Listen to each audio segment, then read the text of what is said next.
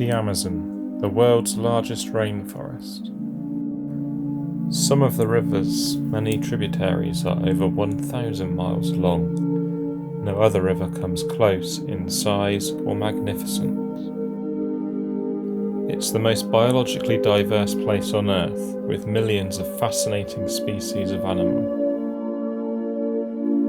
But they have all been in a battle for survival, with man as the primary oppressor.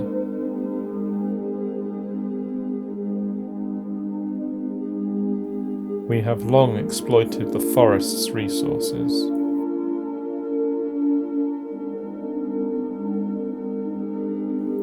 In January 2019, Jair Bolsonaro became president of Brazil on a promise to further increase this exploitation.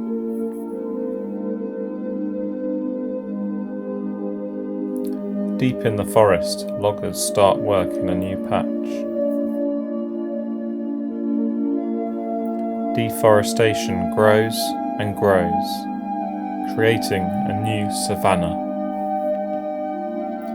Brazil is now the world's largest exporter of beef and soybeans.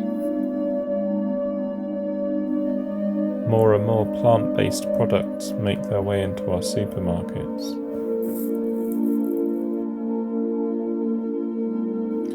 The greatest threat to the water is the rise in gold mining.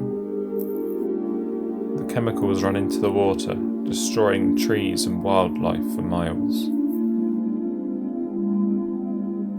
Could it be that soon zoos and aquariums will be the only places to see wildlife from the Amazon? Many of the animals given a least concern conservation status by the IUCN are expected to soon be under threat.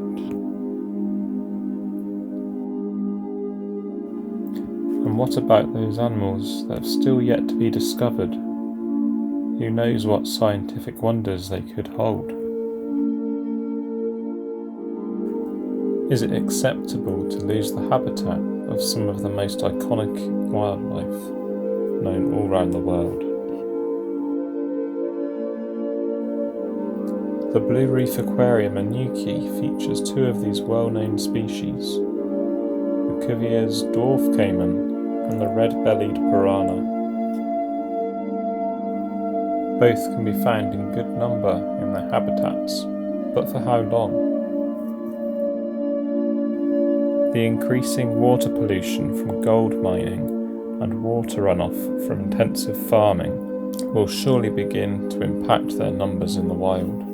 I spoke to aquarist Abby Weston on how the aquarium replicates the natural environment. For the piranhas and caimans, we create a tropical environment by, we have lots of branches going in and out of the water so that there is areas for them to hide.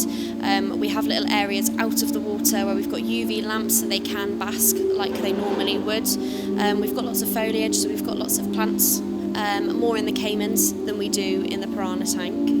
So in our piranha tank we have it quite dark in there and we have a red light on, and that is to make it simulated just like it would be in the wild for them, where it's murky waters, so they feel safe, there's places for them to hide, and they can hunt better in the dark, so it's better for them to feel at home.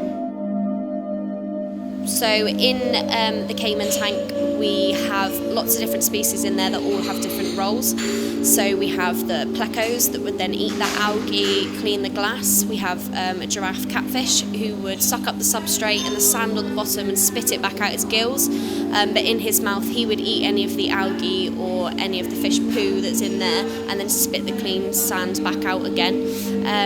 We test the water once a week to make sure that all the qualities are exactly how we need them to be. And filter-wise, we use bioballs, which is a natural way of filtering the water. And we do that through algae growing on little bioballs in a sump instead of the algae growing anywhere else. It's clear that as a global community, we must do more.